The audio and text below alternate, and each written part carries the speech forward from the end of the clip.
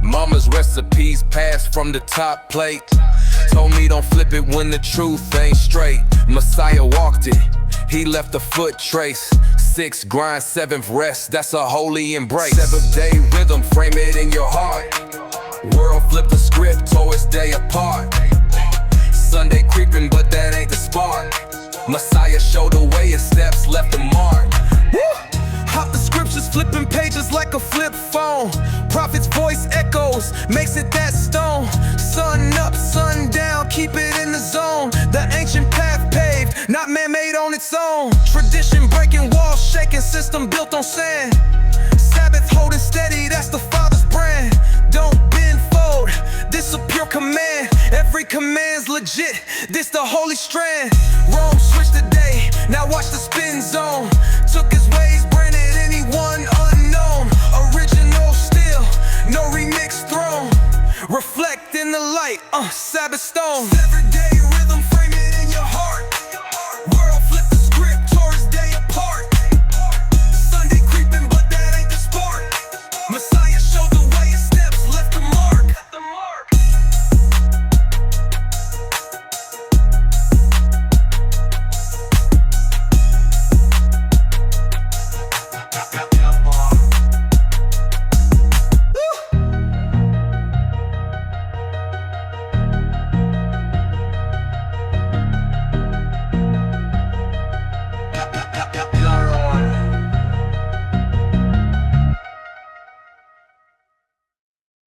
Shabbat Shalom, Israel. Man, I hope everybody is having a blessed day. I hope everybody is able to enter into the rest, the set apart day that the Most High Yah has set apart and ordained. The title of today's message is Follow Not the Way of the Heathen. Man, oftentimes this is something that when you are in Christianity, man, you are never going to hear anybody speak to the text surrounding heathens in the Bible. And that's very important because I'm gonna start from a very important passage where it's telling us not to follow the way of the heathen.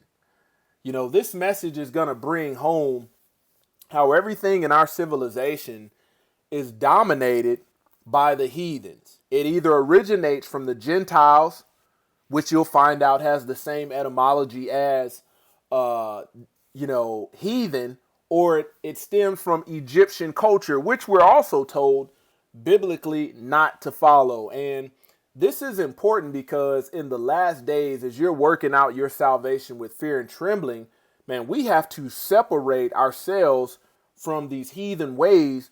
And part of that is done by gaining understanding of how they operate, how they move, historically, pointing out to some of the things that they've done that have been complete violations. And I'll show you, how biblically they were told not to exalt themselves over Israel, but that is exactly what they have done.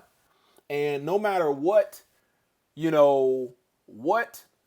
nation, what part of the world you go to, they have tried to take it over with their culture.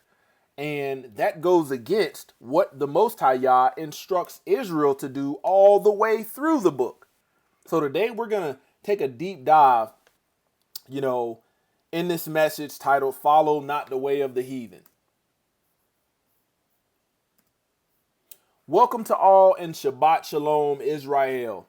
Man, it is a blessing to be a part of the remnant in these last days, to be set apart, not following the ways of the world, because these heathens truly have a hatred towards the Most High Yah described in the book.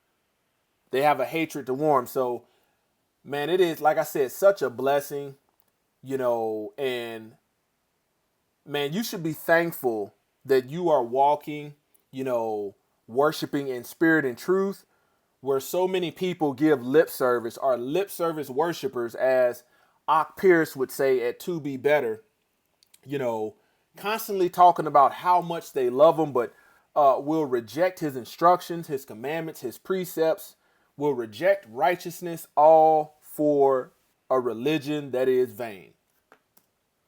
How to support the ministry: hit the like button, subscribe to the channel, turn your notifications on, and set to all notifications. You have to do that because YouTube does not set it to all notifications by default. Share this video. You know, if you would like to give an offering or donate, Cash App is right there. Agenda. In today's Shabbat message, I'll be discussing and doing a deep dive into the Gentiles and heathens and their gaining world dominance while using their religion as a disguise. This is very important to believers because we are told in the Bible not to follow their ways or customs. The sad reality is that the majority of Westerners have forgotten or don't know their heritage and adopted that of the Gentiles and heathens because they are in control. As obedient and faithful servants of the Most High Yah, you cannot follow the way of the Gentiles or heathens and worship the Most High Yah in spirit and truth. You can't do that at the same time. It's one or the other, and not this hybrid supreme religion that is filled with all kinds of idolatry. Okay? Man, shout out to Ock Pierce at To Be Better. You know, go over there and check his YouTube channel out. And, you know, for him sharing some of these books, and it led me down a rabbit hole of stuff that I was already aware of on the surface, but it led me a little bit deeper. So this is a book called Sunday Origins, and it is by Lou White, and the underwriting says Sun Worship's Special Day. So this breaks down, you know, the trickery, the deceit. Great book. Costs you about $9 to $11 on Amazon. Okay, here's another one.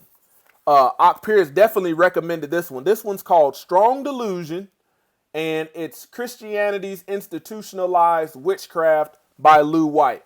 Another great book. Like, within the first couple pages, all kind of truth is going to be jumping out that people have gone to great lengths to try to hide, because there's all kind of Christianity, all kind of witchcraft riddled in this heathen religion. And it makes sense. And this is why we're talking about this today. Okay. The next one is that right there, that deity's secret identity. Okay. The greatest conspiracy on earth, Lou White. Great. You can get all this stuff on Amazon. Just make sure you're not purchasing it on the Shabbat. Great book. Okay. Here's another one.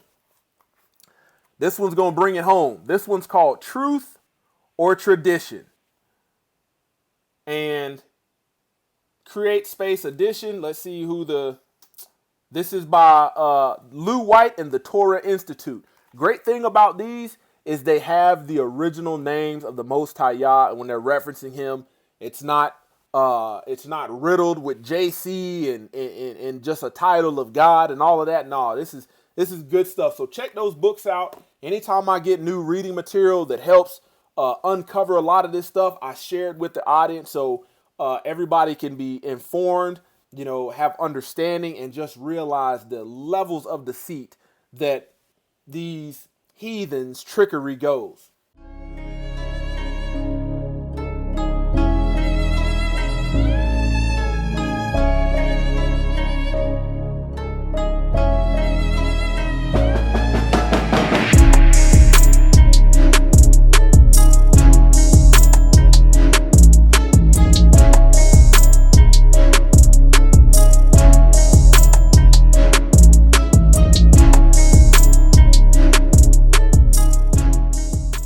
Okay, why are we here today? Exodus chapter 20, verses 8 through 11. Remember the Sabbath day to keep it holy.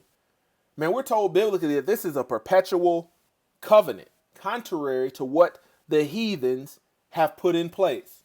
6 days shalt thou labor and do all thy work, but the seventh day is the Sabbath of the Lord thy Yahweh. In it thou shalt not do any work, thou, nor thy son, nor thy daughter, nor thy manservant, nor thy maidservant, nor thy cattle, nor thy stranger that is within thy gate. Stranger, foreigner, okay?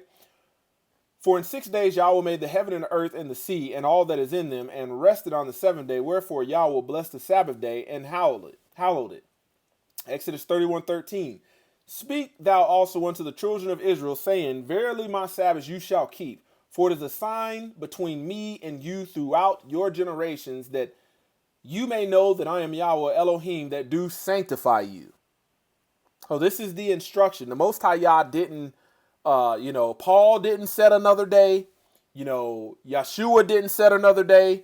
But Paul and the Messiah, the apostles and disciples, all fell in proper alignment with the instruction of the Most High Yah. They were Sabbath day keepers, contrary to what these heathens will tell you. Luke chapter 4, verse 16, and Yahshua returned into the power of the Spirit of Galilee, and there went out a fame of him through all the region round about. And he taught in their synagogues, being glorified of all. And he came to Nazareth, where he had been brought up, and as his custom was, he went into the synagogue on the Sabbath day and stood up for to read. So we don't read about him keeping first day, no Lord's day, no resurrection day. That stuff came later down the road by way of the heathens. The instruction, Jeremiah chapter 10, starting at verse 2.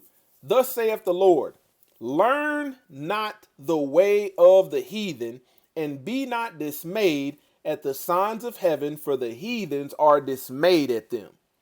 Okay, of the heathen, etymology, Strong's number, Hebrew word 1471. In Hebrew, it's goy, a foreign nation, a Gentile, a non-Hebraic people. Heathen, dictionary, noun, a person who does not acknowledge Yahweh, i.e. Gentile, a pagan. Okay. Dismayed, Strong's number, Hebrew word 2864, hatat, to be shattered, to be afraid, terrified, to be scared. So when we read, and be not dismayed, it's saying, be not shattered, afraid, terrified, or be scared of the signs of heaven, for the heathens are dismayed at them. They're scared of them. Okay. Jeremiah 10:3, for the customs of the people are vain. For one cutteth a tree out of the forest, the work of the hands of the workmen with the axe. So if you go back and read Jeremiah 10:3, man, it's specifically talking about idolatry. And this one right here, I like to point out, man, it's pointing out that they cutting trees out of the forest, and they're worshiping. Let's keep going. They deck it with silver and gold. They fasten it with nails and hammers that it move not. They are upright as a palm tree, but speak not. They must needs be born, because they cannot go. Be not afraid of them, for they cannot do evil, neither also is it in them to do good. So when you see the word idolatry, listen to what I'm saying. Idol tree, idolatry. And this verse right here, this passage right here, is speaking to it. So it's warning believers against following the customs and the ways of the heathens, and talking about their idolatry. Gentiles, heathens, people of other nations, man, their way of life, their belief system, the faith that they practice, their religions are all rooted in idolatry. And the Most High is making it known we're not to follow the way of heathens. Okay? Yahshua's instructions, Matthew 10, verse 5 through 7. The 12 Yahshua sent forth and commanded them, saying, go not into the way of the Gentiles, and into any of the Samaritans enter ye not, but go rather to the lost sheep of the house of Israel. So this is, you have those of Christendom, you have Gentiles saying that the Messiah returned, or came for them. No, he came for the lost sheep of the house of Israel. It says, and go ye and preach, saying, the kingdom of heaven is at hand, teaching the message of repentance to the lost sheep. Of the Gentiles, Strong's word G1484, ethnos, non-Yahudim, a pagan, another nation, a pagan. Let's keep going. Genesis 10, verse 1 through 4. Now these are the generations of the sons of Noah, Shem, Ham, and Japheth, and unto them were sons born after the flood. Okay, so all of humanity was wiped off the earth except for Noah's family. The sons of Japheth, Gomer and Magog and Madai and Javan and Tubal and Meshech and Tyrus. And the sons of Gomer, Ashkenaz and Rephath and Targamoth. And the sons of Javan, Elishai and Tarshish and Kittim and Donamin. This right here, what you're looking at, when we go to verse 5, it says, by these were the isles of the Gentiles divided into their lands, everyone after his tongue, after their families, in their nations. The isles, Strong's number Hebrew word 33:9, a habitable spot, dry land, region, or country. So when we go back to Gomer, you see that Gomer's son was Ashkenaz.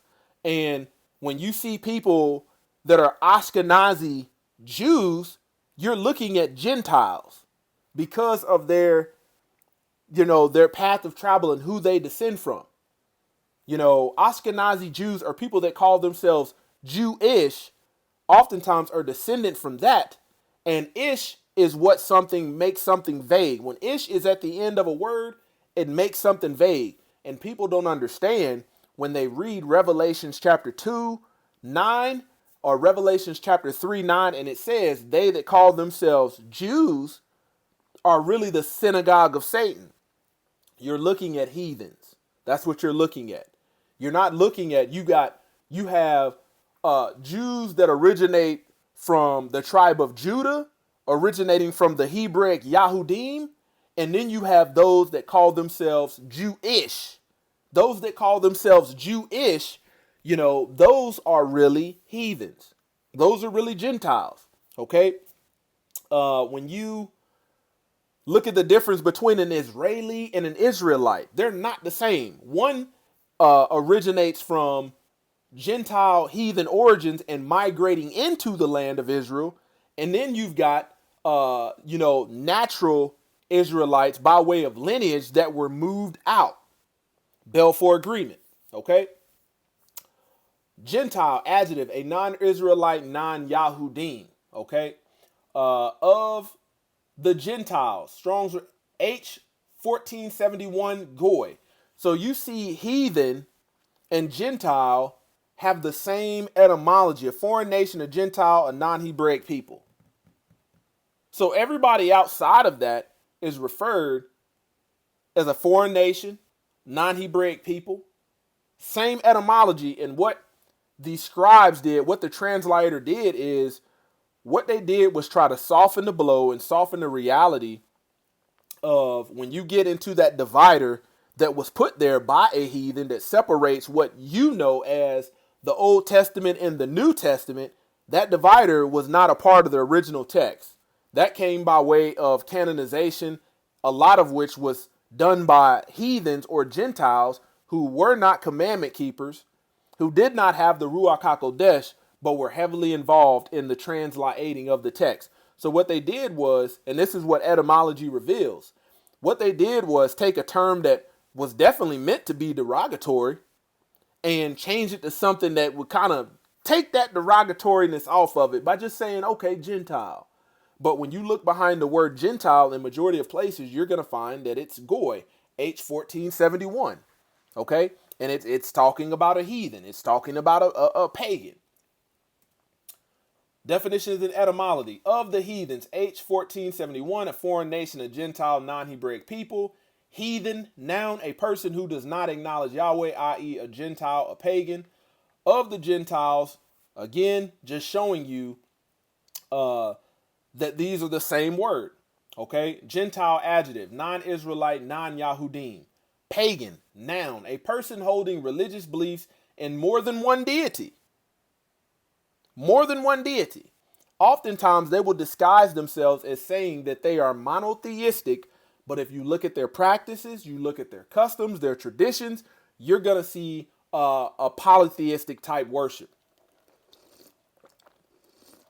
Okay? The original pagans were followers of ancient religion that worshiped several gods, polytheistic. In some contexts, pagan and heathen were used interchangeably to refer to non-Christians, particularly those who worship older, nature-oriented deities. And when you look at your modern day Christians and their observances, they're pagans.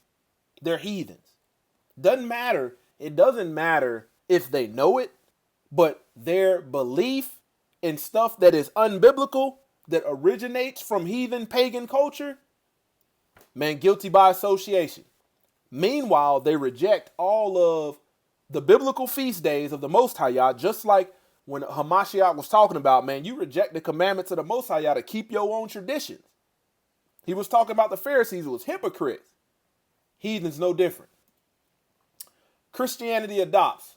Several Christian holidays have roots in pagan celebrations. How can this be? How can this be? If this is supposed to be the one true and pure religion, why would they adopt the ways of people that worship other deities? For example, Christmas traditions like decorating trees and gift giving are linked to pagan winter solstice festivals. You can't find no biblical instruction to keep said holiday. You can't find it. You look in Matthew, Mark, Luke, and John, you won't find it. These pimps and doggone old lady pocketbook chaser passers, they're making this stuff up. It all originates from pagan culture. While Easter's name and some customs like eggs and bunnies are connected to pagan spring festivals, this is stuff that Western culture loves. While saying that they love God, but they really don't know what God that they're serving, or plethora of gods. Other examples includes Valentine's Day. Man, I remember in Christianity, when I was a Christian, if you didn't celebrate this stuff, it's like that's like a religious sin right there. How dare you not get your doggone wife something on Valentine's Day? It's all rooted in idolatry. Halloween, May Day, which all incorporate elements from pagan traditions. Biblically, we're told to be set apart. Set apart does not mean following the ways of the world, but your Christianity adopted it. This is very important because a lot of people think they're walking in truth, but they're walking in the truth of a heathen. They're not walking in the truth and worshiping in truth and in the spirit of the Most High Yah. They're worshiping it in a spirit of all these other deities. Christmas. Most Christmas traditions like decorating trees, exchanging gifts, and caroling have roots in pagan festivals, particularly Yule and Saturnalia, which celebrated the winter solstice. The date of December 25th, while now associated with the birth of JC by the Christians, was also significant in pagan celebrations of sun's rebirth. You know, when I get to this right here, go look whose birthday. Look at that deity's name right there. Whose birthday is actually on December 25th. But you don't find the birth of the Messiah of Yahushua HaMashiach on the 25th, and like the rest of the festivals on the 25th day of the 12th month, you are to keep the festival of Christmas. Nope, Bible don't say that. Nope. Leviticus 23 tells you the feast days of the Most High Yah. In pagan traditions, you can read right there that deity, just like in the abominations in the temple, as outlined in the Bible, this deity, starting with T, ending with Uz, birthday was celebrated on December 25th. That's another one, which is also a date associated with the pagan festival of Saturnalia and the Roman Sol Invictus. Go back and look up not only the one that starts with M, but also the one that starts with T, and look at their doggone birthday. Look at what look at the type of worship that's surrounding these people, and you will find out that it's sun worship. Easter and Valentine's. The name Easter itself comes from Istro, a pagan goddess of spring. Many Easter traditions, such as decorated eggs and rabbits, are associated with pagan spring festivals celebrating fertility and new life. Man, I tell you, when people reject the truth, people will subject their children to all kind of lies and deception. And when you think about it, rabbits don't even lay eggs, but people are so brainwashed by this heathen religion. This heathen religion. Man, first and foremost, I have no issue with a Gentile, working out their salvation with fear and trembling, walking in the ways of the Most High Yah. But man, 9 times out of 10, I'm gonna say 99% of the time, when you come across Gentiles that claim to be Christian, they're going to operate like heathens. And this is part of the reason. Once I started to realize this, and I saw how some of these Christian pastors were defending and fighting for stuff that's unbiblical, I'm like, I know what it is. You're a Hellenistic heathen, or you're a bloodline lineage heathen. The holiday combines Christian and pagan Roman traditions. Okay, so when you look at the Roman and Roman Greco culture, you're looking at Christianity, possibly commemorating the martyrdom of various saints named Valentine, or celebrating a pagan festival of love and fertility. So they worshiping people that we ain't been commanded to worship, giving folk a day to celebrate a saint named Valentine. Where have we been commanded to keep such things? But this is the stuff that heathen-minded people that have been indoctrinated and programmed, this is the kind of stuff they fight for. Y'all forbid, man, you're a Christian man in a Christian household, and your wife is a Christian woman, and you don't bring some home on Valentine's Day. Woo! Woo! Gonna be all kind of contention in your house. Halloween has roots in the Celtic festival of Samhain, which marked the end of summer and the beginning of winter, and was a time when it was believed the veil between the living and the dead was thin. Over time, Christian traditions like All Saints' Day were incorporated, leading to the modern celebration of Halloween. What are these people that are the so-called followers of JC? When we don't see JC, who are they following? JC he spoke up against this stuff. How can you be following JC and you doing stuff that JC didn't do? Hypocrisy. It's all deception. This is the stuff those in Christendom love. The stuff that is truthful, they call evil. Woe to those that call good evil and evil good. Can't make it up. The exposing. Ephesians 5:11. Do not participate in the worthless and unproductive deeds of darkness, but instead expose them by exemplifying personal integrity, moral courage, and godly character. So the Most High wouldn't have you exposing stuff that is of godly character. No, he's telling you to expose stuff, expose them by having godly character. So by way of this idolatry, this heathenism, the culture of the Gentiles, their traditions, their religion, no, we're not told to walk in their ways. Pagan elements were incorporated into the Christian faith on the advice of Pope Gregory the Great, who told St. Augustine of Canterbury that rather than to tear down the pagan temples in Britain, he should instead add the pagan rituals into the mix of Christian practices, thus proving an easy transition to the new religion. New religion. People act like Abraham was a Christian. You don't read that in the book.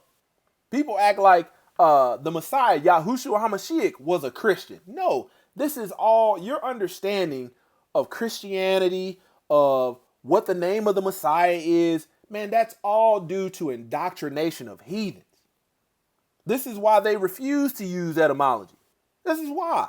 Because it exposes it. This is why there's certain parts of the book that they won't show you. They skim over.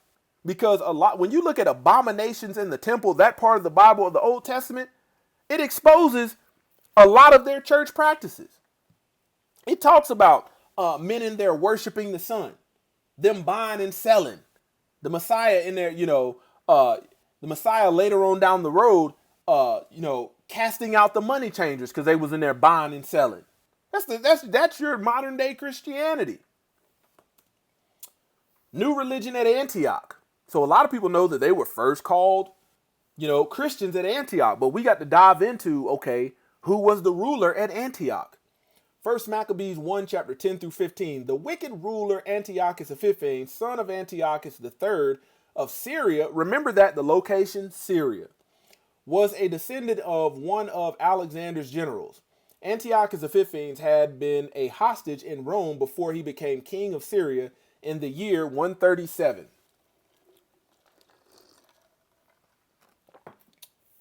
At that time, there appeared in the land of Israel a group of traitorous Jews who had no regard for the law, okay, because they were traitors, who had a bad influence on many of our people. They said, let us come to terms with the Gentiles. Listen to this. So this is the rebellion of the traitorous Yahudims, the traitorous Israelites who rejected the Most High Yah's laws. Let us come to terms with these Gentiles, for our refusal to associate with them has brought us nothing but trouble. And the Bible speaks about when you are set apart, when you're following the actual ways of righteousness, you're gonna face persecution. So these traitorous Jews, they didn't want to face persecution. They said, man, let us go and cut a comfortable deal with the Gentiles. For our refusal to associate with them has brought us nothing but trouble. This proposal appealed to many people, and some of them became so enthusiastic about it that they went to the king, Antiochus, and received from him permission to follow Gentile customs. That's contrary to your first 5 books of the Bible. That's contrary to your Torah. That's contrary to anything in the Bible. That's contrary to the 10 commandments, the 10 davrim, the 10 words. They built in Jerusalem a stadium like those in Greek cities. They had surgery performed to hide their circumcision, abandoned the holy covenant, they forsaked it, okay? Started associating with the Gentiles and did all sorts of other evil things. Evil things are associated with Gentiles. It is their culture. And when you look at it, when Israel was in captivity to Egypt, the Most High told them not to follow the way of the Egyptians. So everywhere the Israelites went, they were adopting in rebellion the ways of the people where they were dwelling, whether it was Egyptians or doggone Gentiles or heathens. And the Most High Yah on both accounts, whether it be Egyptians or heathens, told them not to follow the ways. 1 Maccabees 1:41 through 43. Antiochus now issued a decree that all nations in his empire should abandon their customs and become one people. Who does this guy think he is? Antiochus, by way a Gentile, a heathen. I'm going to issue a decree that forget where you come from, forget your heritage, forget your lineage.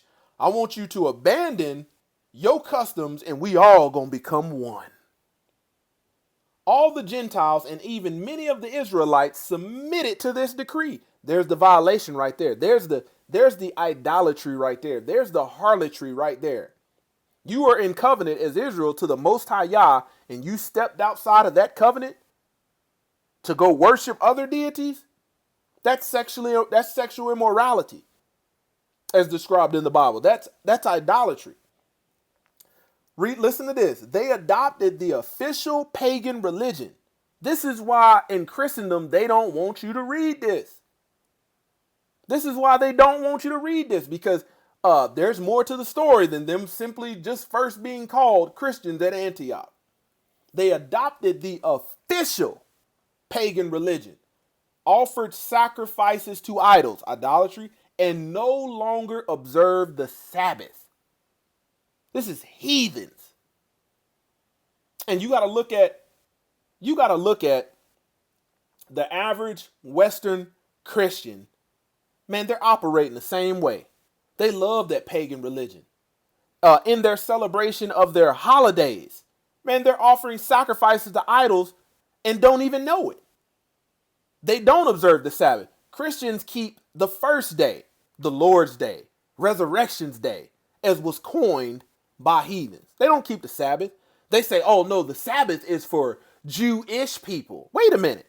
How many other people walking around the face of the earth refer to themselves as ish at the end of whatever they are? Are you Caucasianish? Are you Italianish? Are you blackish? Are you whitish? Are you Mexicanish? Don't nobody want to be referred to as ish, but you have these people masquerading as the people and are not. That's why they have ish at the end of it. That's like saying I'm Africanish, Gentile-ish.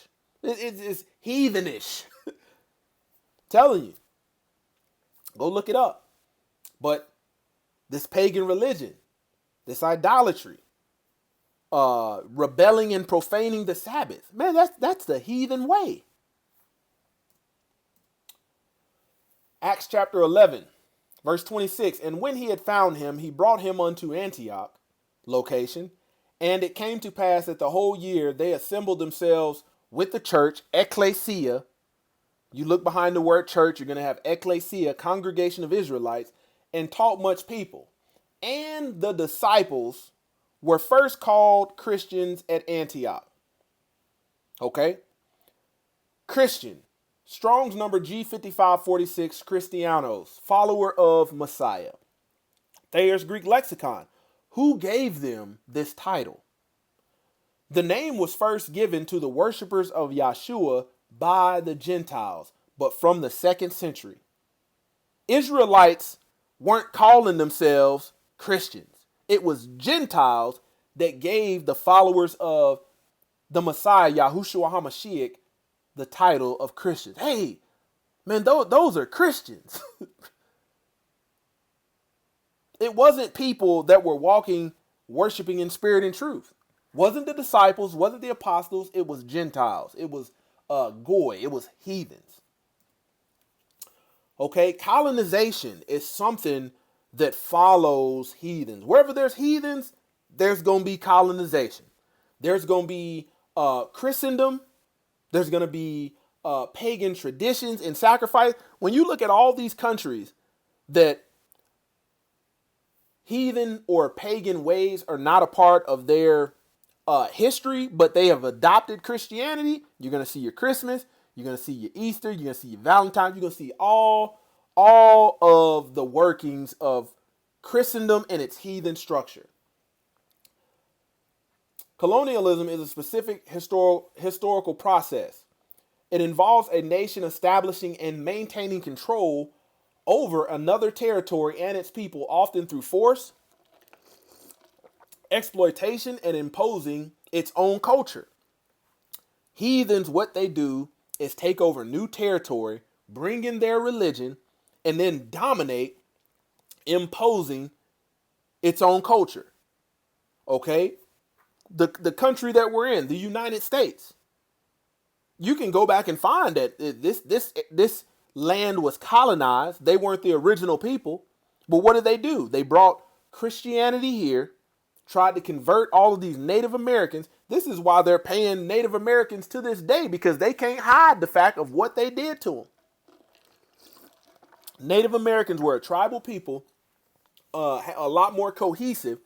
And after colonization, they're a lot more dysfunctional. Some of the tribulations that they deal with now after getting in bed with these heathens. Okay? When you get into African colonization, it wasn't a melanated people that was dominating colonization of African people. No, it was heathens. It was Gentiles. On a lot of these slave ships, they brought over Christian missionaries to convert the minds of the rulers of Africa. So if the leaders of Africa fell in line, they could indoctrinate the rest of the people. So it made the process of enslaving them a little bit easier. If you go back and read in the book of 1 Maccabees, chapter 1, you'll read about the force that Antiochus used. If people did not reject or profane the Holy Covenant, man, Antiochus was putting Israelites to death. Burning babies, hanging women, heathen ways. European colonialism. The most prominent example of modern colonialism involved European nations exploring, conquering, settling, and exploiting various parts of the world from the 15th century onwards. Exploiting. Heathens exploit. Heathens exploit. It's the same way your Ashkenazi Jews are going to exploit the real Yahudim people and make money off their backs. And Revelations 2:9 and 3:9 goes to show you. Role of Christianity in colonization. Christian missions and religious beliefs were sometimes intertwined with European colonialism, just like I told you, playing a role in cultural and political dominance over indigenous populations in certain regions. Come on. Gentiles and European nations. As most European nations involved in colonization were primarily Christians, it's possible to say that Gentiles, in the sense of non Jewish people or non-Yahudim people, which included Christians, were involved in these colonial endeavors. And I went to show you, that's the reason I showed you Maccabees first, where you had these traitorous Yahudims that became Hellenistic and adopted this pagan religion. So they used people that were once a part of indigenous populations but became Hellenistic. They used them as a weapon to say, hey, some of your own people have already converted. Why won't you convert? Trickery. Colonization, while not exclusively limited to Western Europe over the last 5 centuries, primarily refers to the colonization of Africa, the Americas, and parts of Asia by world powers such as Britain, Spain, and the US. These countries traveled to new lands, bringing their socio-economic structures, their religion, and oftentimes forced to bring civilization to indigenous people around the world, along with their homeland's institution. Colonizers, to borrow a term from Marvel's Black Panther, brought harsh enforcement of their own beliefs and values, eliminating their personal liberty of those who were colonized. When you look at people that heathens and their history of colonization, one thing they will do is try to dominate the natural resources of a land and enslave the people to where they have to buy it back from the heathens. The natural resource didn't belong to these colonizers, but they come in with slickery and deceit, give you a fiat currency for natural resources, whether it be gold or precious metals, and then try to sell it back to you at a higher rate. This is the workings of the heathens. The 3 colonizing nations mentioned above all brought a version of Christianity with them as well. As some ministers and priests from Europe and the U.S. attempted to bring the gospel to peoples that had never encountered it before. See, this is the problem. When you have people that are already moving deceitfully, bringing you something, I want you to understand these heathens had already cooked up their scheme of the Hebraic text with translating, interpreting bias and figured out a way to deceive people.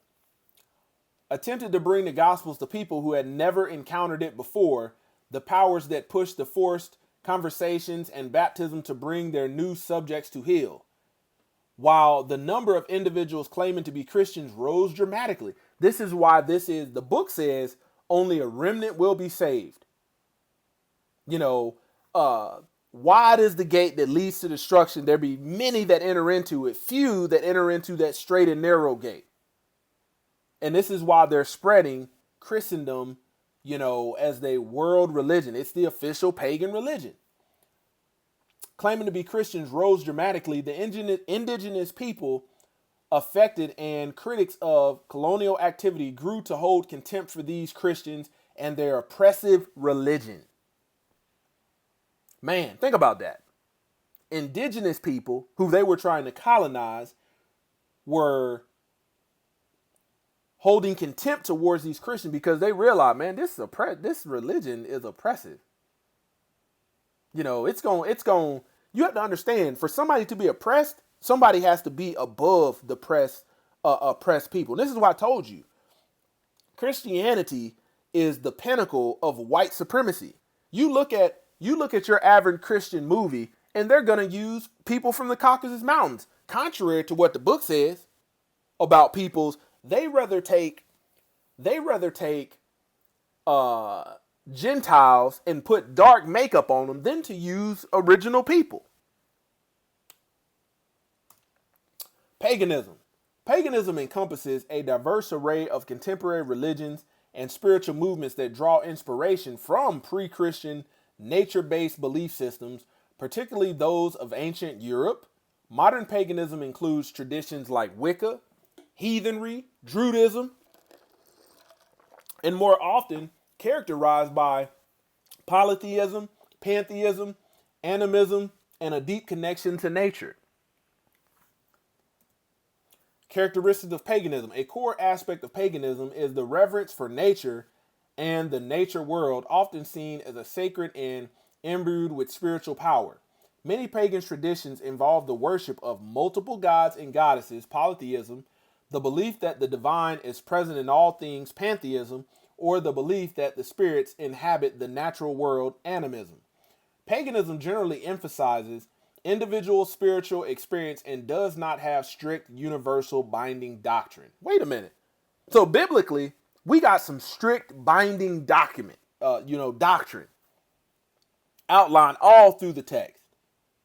And this is why when it comes to those that keep these holidays that are rooted in paganism, this is why they reject what's in the book about idolatry. You tell a Christian that Christmas or Halloween or Easter, all that stuff ain't biblical, they don't care. Because what their belief is rooted in is people that do not have any binding doctrines. These heathens hijacked the book, the instructions written on behalf of Yashriel. Yashriel rebelled against the Most High Yah. He divorced Israel, and Hamashiach is the only way that faith in Hamashiach is the only way that Israel can return home. And I'll show you that later on. Furthermore, salvation was offered to the Gentiles to make Israel jealous and hoping that Israel would repent. Traditions of pagan, Wicca, a pagan religion with a focus on ritual magic, nature worship, and a duality of male and female divine principles, typically a goddess and a horned god. So when you think about it, man, some of these churches, they'll allow a Christian magician up in there. And that's an abomination. That's a direct violation. We're not supposed to have any kind of deceit or trickery. Man, Christians love a good magic trick. They love a good magic trick. And this is the magic trick that they pulled on a lot of people, is their doggone vain religion that's rooted in doggone paganism and heathenry. Leviticus 19:31. Do not turn to mediums who pretend to consult the dead, or to spiritists who have spirits of divination. Do not seek them out to be defiled by them. I am the Lord your Yahweh. You know, there's other passages talking about trickery and deceit, and that's what magic is. Magic is nothing but trickery and deceit, an illusion. Just like Christians have a form of godliness but deny the power thereof. Man, their lip service word, that's the illusion. To sound religious, meanwhile never living righteous. Deuteronomy 18 verse 10 through 12. There shall not be found among you anyone who makes his son or daughter pass through the fires as a sacrifice, one who uses divination, fortune telling, one who practices witchcraft, or one who interprets omens, or a sorcerer, or one who casts a charm or a spell. When you got to think in magic, they be abracadabra, abradu, and all of this nonsense. Where does stuff come from? It comes from heathens. Or a medium, or a spiritist, or a necromancer who seeks the dead.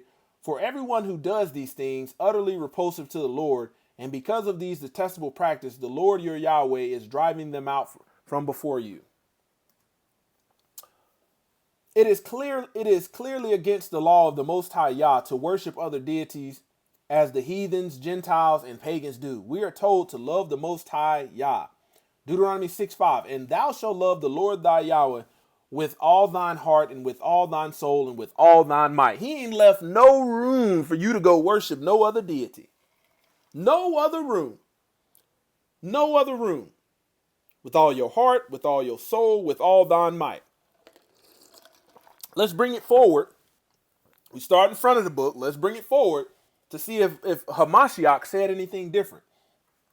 Yeshua said unto him, thou shalt love the Lord thy Yah with all thine heart, with all thine soul, and with all thine mind. Man, Yeshua was fulfilling the will of the Most High. He didn't come say, no, you want to keep Valentine's Day and worship Eastros? Go get you some chocolates, girl. Go get you some chocolates. Go get your Easter eggs. Put that bunny suit on. Hop around here in the name of JC. No, he didn't say that. He didn't say it. He was in alignment with the will of the Most High Yah.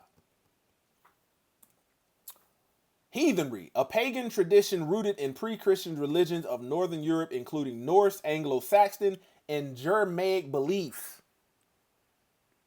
You're looking at the Isle of the Gentiles. That's their region.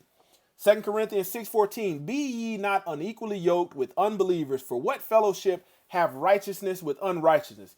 And what communion have light with darkness? You got to understand. The book says to the law and to the testimony, if they speak not according to this word, it's because there's no light in them. Your Christian pastor, no light. Why? They reject the law. Judaism, they reject the testimonies of Messiah. Your Jewish people, no light in them. We have no fellowship with unbelievers. These heathens are worshiping other deities. You don't find their traditions, their custom commanded to believers to obey by the Most High. You don't find it in the book. If anything, he's telling you to stay away from it. Learn not the way of the heathens, their heathenry. These are unbelievers. They that say they know him and keep not his commandments is a liar, and the truth is not in him. Man, it talks about them being a deceivable seed. But yet, people love this stuff. You got people that don't even know their true lineage, have adopted this stuff. They don't know their heritage, don't know where their biblical place is in the book. Sad. Druidism, a pagan path inspired by the ancient Celtic priest and philosopher. Oh, snap. Here we go with this philosophy again, emphasizing the spiritual connection to nature and the cycles of the year. See, there's something about these philosophers, man. They weren't commandment keepers. They didn't have the Ruach HaKodesh. Colossians 2:8, beware lest any man spoil you through philosophy and vain deceit after the traditions of men, okay, heathens, and the rudiments of the world, and not after Hamashiach. Not after Hamashiach. Gentile heathen territory. Asia Minor, modern day Turkey. The islands of the Mediterranean Sea, the coastlands of southern Europe, the steppes of southern Russia. The biblical account in Genesis 10:2-5 lists Japheth's sons as Gomer, Magog, Madai, Javan, Tubal, Meshach, and Tyrus. These names are then associated with specific people and geographical regions in the ancient world. A lot of these names that you see in the Bible that are biblical locations, man, you have to do the legwork in the study to find out modern day location. You have to, because these heathens in colonization, they change up the original names as part of their trickery, as part of their deceit. So you never really know what they've done if you're not searching and seeking out the truth. Javan is linked to the ancient Greeks, particularly the Ionians. Gomer is associated with the Sumerians. Magog is connected with the Scythians or other northern tribes. Madai is identified with the Medes and ancient Iranian people. Tubal and Meshach are often linked to peoples of Asia Minor and Caucasus regions. Okay, where you think the term Caucasian people come from? That's from the Caucasus region. Tyrus is sometimes associated with the Thracians. Okay, Genesis 10:3. And the sons of Gomer, Ashkenaz, Ripath, and Targamah. These people that call themselves Jewish, a lot of them will tell you that they have no biblical ties to biblical Israel because they are descendants of Gomer. They're descendants of Japheth. You know, you've got Ham, which is the Hamites. You've got Shem, which is a Semitic people. These are different lineages.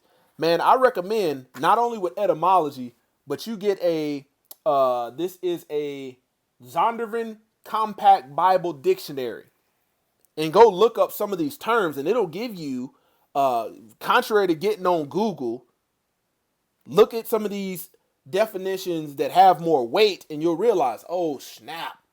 Man, it's the heathens that are changing definitions throughout the course of history.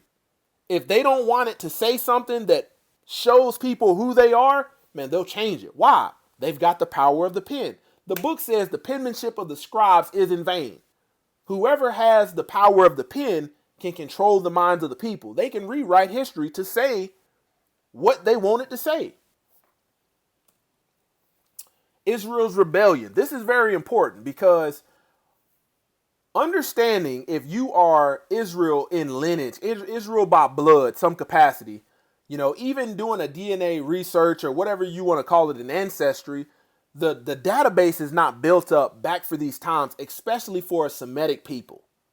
So what I want to point out to you is if you're claiming Israel, man, I want you to understand Israel's rebellion.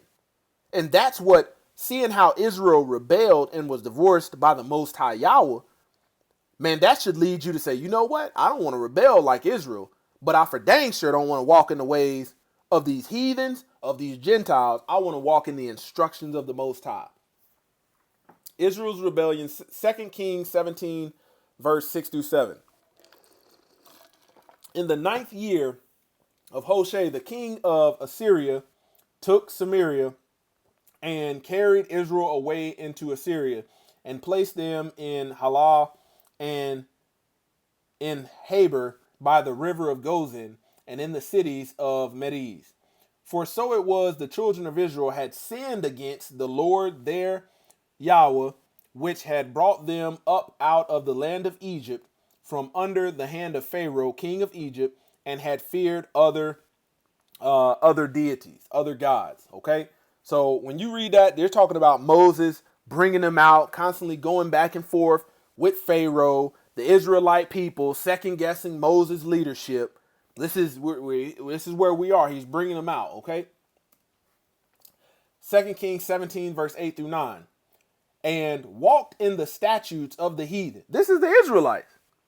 This is the Israelites that was given an instruction not to follow the way of the heathens. What do? They walked in the statutes of the heathens, whom the Lord cast out from before the children of Israel and the kings of Israel, which they had made. And the children of Israel did secretly those things that were not right against the Lord their Yahweh, and built them in high places in all the cities, from the tower of the watchman to the fenced city. This is in alignment with what we read in 1 Maccabees. Jeremiah 3, verse 6 through 8. The Lord said also unto me, this is Israel divorced. The Lord said also unto me in the days of Josiah the king, hast thou seen which backsliding Israel? So you got to understand, to be a backslider, you got to go the other direction that you should be going. Instead of walking forward, you moonwalking back to sin. She has gone up upon every high mountain and under every green tree, and there have played the harlot. He's referring to idolatry. And I said, after she had done all these things, turn thou unto me, but she returned not. And her treacherous sister Judah saw it. And I saw when all the causes whereby backsliding Israel committed adultery, I had put her away and given her a bill of divorce. Yet her treacherous sister Judah feared not, but went and played the harlot also. Remember this. The Most High Yah divorces Israel. Okay, this is very important. They both did the same thing. They played the harlot. They were idolatrous. Jeremiah chapter 3, verse 9 through 11. And it came to pass through the lightness of her whoredom, she defiled the land and committed adultery with stones and with stocks. And yet, for all this, her treacherous sister Judah have not turned unto me with her whole heart, but feignedly, saith the Lord. And the Lord said unto me, the backsliding Israel has justified herself more than treacherous Judah. Okay. Okay, here's the new covenant. Because the Most High Yah didn't cancel out Israel and Judah in his new covenant. But that's what those in Christendom will tell you. Well, the new covenant is for Christians. Supersessionism, replacement theology, which we'll talk about. Jeremiah 31, verse 31 through 33. Behold, the days come, saith the Lord. Behold, okay, that I will make a new covenant with the house of Israel and with the house of Judah. You don't read nothing about no doggone Gentiles. You don't read nothing about no heathens. Not according to the covenant that I made with their fathers in the day that I took them by the hand to bring them out of the land of Egypt, which my covenant they broke. Wasn't nothing wrong with the covenant. It was something wrong with the people. The Most High Yah says his law is perfect. He found fault in the people, which my covenant they broke, although I was a husband unto them. That's a whole nother conversation right there. Husband unto them, saith the Lord. But this shall be the covenant that I will make with the house of Israel after those days, saith the Lord. I will put, okay, so you claim a new testament or new covenant, whatever you want to call it. Most High Yah telling you, He's going to put his laws in their inward parts and write it in their hearts, and I will be their Yahweh, and they shall be my people. So once again, Israel is his people. Salvation to the Gentiles. Now this is where the trickery of the heathen comes in, and this is where the Most High Yah is telling them not to exalt themselves above Israel, which heathens in supersessionism have done. Romans 11, verse 11 through 12. I say then, have they stumbled that they should fall? Yahweh forbid, but rather through their fall, salvation has come unto the Gentiles. So first, if it was not for the rebellion of Israel, these Gentiles, these heathens wouldn't even have the opportunity for salvation. Let's be clear. Let's be clear. So rather than exalting yourself above Israel, you should be thankful, because that's how salvation came to you. But rather through their fall, salvation has come unto the Gentiles, for to provoke them to jealousy. I'm going to offer salvation to these Gentiles to make the people that I chose jealous and return unto me. This is stuff they won't never tell you in Christendom. It's in your book, it's in your Bible, but they ain't gonna never read it to you. They ain't gonna never teach you this, because it breaks down their superior mindset of their official world religion of Christendom. Breaks down a lot of their teachings being unbiblical. Now, if the fall of them be the riches of the world, meaning the world gets to benefit, these other nations get to benefit off of Israel's rebellion, okay, and the diminishing of them, the riches of the Gentiles, how much more their fullness? So if the world getting the benefit off of it, how much more should Israel benefit off of it? But now I'm speaking to you who are Gentiles. This is the Gentiles. They're heathen minded. We went over how they colonize, take over, try to dominate by force, by rule, political, religious. Okay, this is the instruction. But now I'm speaking to you who are Gentiles. Insomuch then as I am apostles to the Gentiles, I magnify my ministry. Okay, we're talking about Shaul. In hope of somehow making my fellow countrymen, Gentiles, jealous by stirring them up so that they will seek the truth and perhaps save some of them. For if their present rejection of salvation, okay, these Gentiles, man, walking in the instructions of the Most High Yahweh was not part of their culture, was not how they're living, is for the reconciliation of the world to Yahweh, what will their acceptance of salvation be but nothing less than life from the dead? If the first portion of dough offered as the first fruits is holy, so is the whole batch. And if the root, Abraham, the patriarchs, is holy, so are the branches, the Israelites.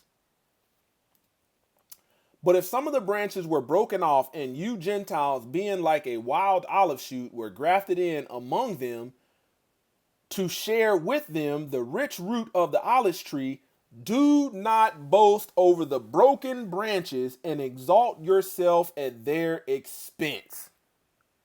Israel was divorced by the Most High Yah. These Gentiles who were given salvation only by way of Israel falling and being in a rebellious state, Most High Yah giving it to them to provoke them to jealousy. And now what has happened? These Gentiles in the last days have exalted themselves to the zenith and want to be dominant. And the Most High Yah is letting you know, do not boast over the broken branches and exalt yourself at their expense. If you do boast and feel superior, Remember that it is not you who supports the root, but the root that supports you. You will then say, branches were broken off so that I might be grafted in. There's your supersessionism replacement theology. Their rejection of this. That is true. They were broken off because of their unbelief, but you stand by your faith as believers, understanding the truth of Hamashiach. Do not be conceited, but rather stand in great awe of Yahweh and fear him. For if Yahweh did not spare the natural branches because of unbelief, he will not spare you either. So don't get all high and high-minded with this opportunity that I'm giving you. See, he's setting it in line. Hey, man, I gave these instructions to Israel, and because of their doggone fall, now you've got an opportunity. Otherwise, you wouldn't have had it. But don't exalt yourself. Don't boast above them. They're the natural. You're the one that's grafted in. They're the organic. You the GMO. Let's keep going. Then appreciate the graciousness and kindness and severity of Yahweh to those who fell into spiritual ruin, severity but to you.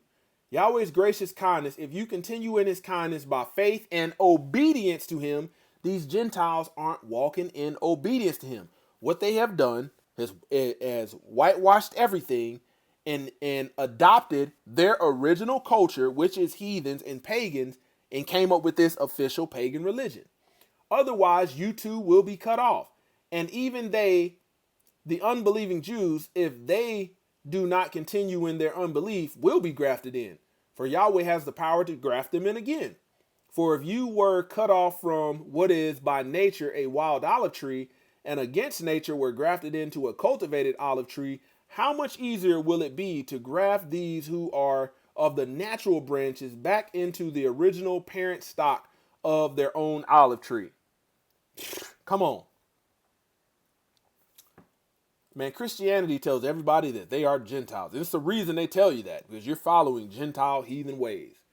Replacement theology, also known as supersessionism, is a Christian theological view that posits the church has replaced the Yahudim people as Yahweh's chosen people, and that the new covenant has superseded the old covenant. Wait a minute. New covenant didn't even, you got to understand, the structure of the new covenant didn't even include them.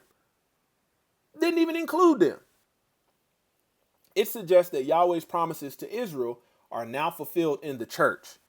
That's a modern translation, church. You look behind it, ecclesia. Meaning of ecclesia, congregation of Israelites. And Israel's specific role as Yahweh's chosen nation has ended. Why did Hamashiach return for the lost sheep of the house of Israel? He didn't come to say, no, you can no longer repent. Salvation ain't for you. The Most High Yah told me to tell you that y'all ain't getting the promises. We giving them to these Gentiles, these heathens. Nope, that's not what he said, okay? Replacement, noun, the action or process of replacing someone or something. That's what these heathens, that is their superior mindset. This is why I said this is the ultimate height of white supremacy. So this is why Christendom or Christianity falls under the category of replacement theology or supersessionism. Theology, the study of nature, of Yahweh, and religious beliefs and theories that have been systematically developed. Let's keep going. Supersessionism. In theology, the prefix super often signifies above, beyond, or exceeding. This is derived from the Latin word super, which means over, above, on the top of, beyond, besides, in addition to. So that we're just breaking down the words. Right then and there, it's telling you, man, they automatically, these heathens think they are superior, contrary to what the book says. Session, noun, in a meeting of deliberative or judicial body to conduct its business, a period devoted to a particular activity. Okay, so we've got super, session, and then we've got ism, noun, a distinctive practice, system, or philosophy. Didn't the Most High say, let nobody deceive you with philosophy, vain deceit? typically a political ideology or an artistic movement. The Greek ismos and Latin ismas contributed to its formation, indicating a system or doctrine. So they came up with their own Christian doctrine, of which don't line up with the book, in order to deceive people. Supersessionism. You know, man, this is very crafty, the work of the heathens, and your average person that reads the Bible and thinks that they study, man, they're not even studying. They're not even scratching the surface on the truth. Because of the life that you live, the type of worship that you partake in, man, your eyes have been blinded to truth. But as as those walking in the instructions given to Israel, for righteousness, Gentiles walking in the ways of the Most High Yah, you have to forsake your heathen Gentile ways, just as Paul had to do. See, what made Paul so different was there would have been no difference between Shaul or Paul if he was following Gentile culture. That wouldn't have been a perfect ministry. But for the fact that Shaul was trying to minister to Gentiles who were lawless, book tells you they weren't given the law, and save some of them, that was righteous. People, those in Christendom, misinterpret Paul all the time. When Paul says, man, let nobody judge you of the Sabbath, the new moon, or feast day or festival you keep. Yeah, he was telling, man, in this land of these Gentiles, of these heathens, you're going to be doing something that's contrary to what everybody else is doing. Everybody else is worshiping the sun, doing all this paganism, heathenry, and here you are keeping a biblical feast day. Here you are keeping the seventh day. Don't let anybody judge you for that. People use that as a justification for Sunday, and that passage don't mention nothing. Sunday is not a Sabbath. Sunday is not the Sabbath. Google the definition of Saturday. Google the definition of Sunday. One is the seventh day. The other one is the first day. Man, the trickery and the deceit is real. And in the last days, man, they are putting it on thick. They're putting it on thick. All of this information is open source, and you have people that just flat out reject it. You've got Christians where you say, hey, your Christmas, all of this idolatry is prohibited in the book. Show me where it said. They can't do it. All you're going to get is feelings, emotions, opinions, and philosophy. And the Most High Yah is telling you not to follow the way of your flesh. That's all fleshly driven things. Doesn't come from divine wisdom or divine sources. Man, I tell you, man, examine the way of you're living your life. And if there's some stuff rooted in heathenry, of Gentile culture, of lawlessness, paganism, man, abandon those ways. You can't come before Hamashiach like this. You're going to be found with some spots. So I'm just pointing it out because this goes so much deeper. This goes so much deeper. People think the Roman Empire has fallen. No, they stood it back up. That's why they're colonizing all these lands and territories, standing up the Roman Empire.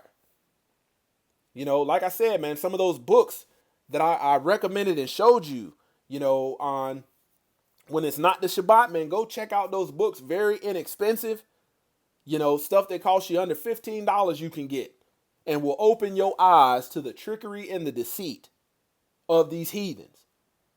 It's off the chain, man. And I wanted to make sure, because we have a lot of, just like in the book of First Maccabees, you've got a lot of Israelites that don't even know they're Israelites because they're walking around emulating heathens. They've become Hellenistic. Don't even know it. Gentiles know this stuff is their culture. Heathens know this stuff is their culture. They know it, and they can't give it up.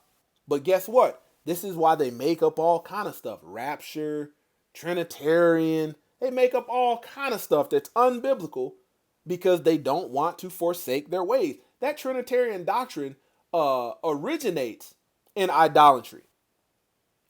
They make the Most High Yah, they make the Messiah, they make them sound like bipolar individuals. Schizophrenia. 3 different personalities.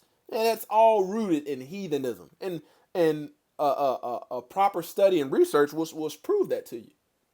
I'm just trying to wake the people up because, especially in Western culture, man, people are ignorant to the fact of how much Western culture is modeled after heathen culture.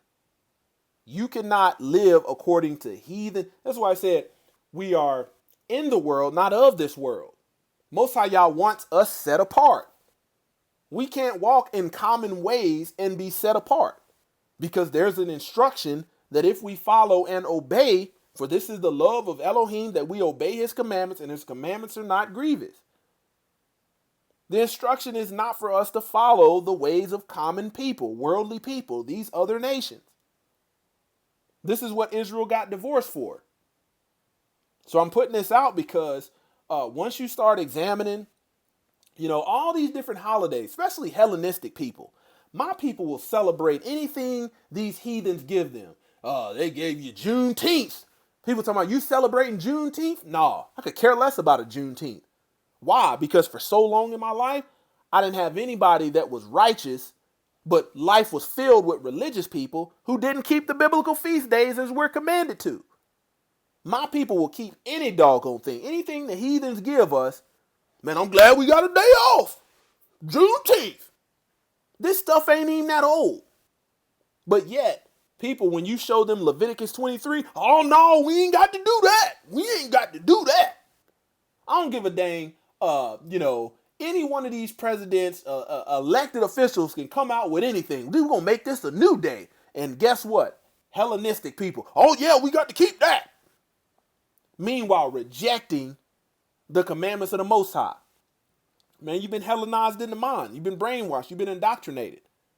And listening to me, it sounds contrary to everything you've been told. Man, Hellenistic people, we got a problem. This is the reason there is no unity, which we once had. Prior to colonization, we had it. Okay? But there is no unity because of the rebellion. We look at our own people as untrustworthy. And I tell you, just being melanated in skin complexion, just being an Israelite by lineage, ain't gonna get you to the kingdom. Man, it's that obedience to the commandments, the laws, the precepts, the statutes. It's your faith in Hamashiach that's gonna prove how much you truly love him. You're not gonna be able to go worship all these other deities, and then just like the book says, he's gonna tell you to part ways because you have been a worker of iniquity, lawlessness. Man, it's one of the greatest scandals, hoodwinks in all of humanity. The works of the heathens, how they colonize, take over, dominate, institutionalize, incorporate their culture. You got to think the public school system is filled with all kind of Roman Greco culture. They don't give a dang if you come from China, you're going to submit to heathenism. You come from Africa, you're going to submit to it. They don't give a dang where you coming from. You're submitting in Western. They're going to try to dominate you with it. And this is why you see so much in Western culture. How is it that we've got so many Christians, but we've got so much lawlessness? Because these people reject the law. That's the reality of it. Man, you can't make this stuff up. I hope I said something today to stimulate thought and just to drive home. Now, this doesn't mean this message is so you yourself can be able to discern and point out, okay, what is righteousness outlined in the book versus the narrative that these heathens have given you that doesn't line up with what's actually in the book. These heathens, when it comes to what we're supposed to be doing in the book, they're going to tell you, we ain't got to do that. That ain't for us. They're letting you know they're not the people of the book. They're letting you know that they're not obedient. The reason we keep Christmas is because you put my pudding in your jello. all kind of foreign abstract reasons. They can't prove book, chapter, verse why they're doing the stuff that they're doing. And the book tells you, on the contrary, not to do it. They're letting you know they're rebellion. When you see them in there in the Christian bookstore while service is going on, you got a little old lady, oh, I'm just being a good Christian, working in the bookstore, Messiah would have went in there and whooped ass. But guess why? See, they were violating on the Bible on the Sabbath. They were buying and selling on the Sabbath. So these heathens, technically, they don't see nothing wrong because they don't keep the Sabbath. They keep the Lord's Day. They keep Resurrection Day. So buy and sell as you please. that's their prerogative. I don't know how you can call yourself a Christian place of worship, collecting tithes, but yet you reject the law. Tithing is lawful, according to the Torah. I don't know how you can reject Moses, because the Messiah said, "Hey, if you don't believe the writings of Moses, you ain't gonna understand me." But yet, oh no, they be like, "Oh no, we that Mosaic law." that's that heathen doctrine. I'm telling you, you better leave these folks alone. They will warp and twist your mind, and guess what? You're gonna be, man. Okay. When you listen to Christians talk about zodiac signs, oh snap, that's idolatry. Christian dating. Hey, what are you? A Capricorn? I'm a Leo. I'm a zebra. I'm a unicorn. It's telling you, people have no idea of what they are involved in. Why? Because they really don't care. It is a religion that will allow you to doggone please your flesh, not follow the book, not reject your flesh. It is a religion that has told you, man, you're saved by grace. Your grace is what allows you to continue on in sin. Matter of fact, it's a religion. They done cooked up this meth, and it's worse than fentanyl. It's that easy to dispel. They tell you need to repent. You ask, what do I need to repent for? They say you need to repent for your sins. And then the next message, the law is done away with. The law is not for us. The law is for those in Judaism. The law is for those that are Jewish. Man, come on. So, I'll tell you this. Here's the catch-all. Anytime you've got a Christian teacher that tells you that the law is done away with and we don't have to keep the law, but constantly talking about sin, and that's a sin, you need to repent, man, they lost. No light in them whatsoever. They got a religious spirit. They don't have the Ruach HaKodesh, the Holy Spirit. Their lips might say it, but just watch the way they move, and you'll realize what I'm saying. They're following the ways of the heathen, which the Most High Yah told us not to do. Glory to the King. The King is coming. Turn from your sins. Shabbat Shalom. Israel. Closer to Yah Ministries, kicking it gun barrel straight.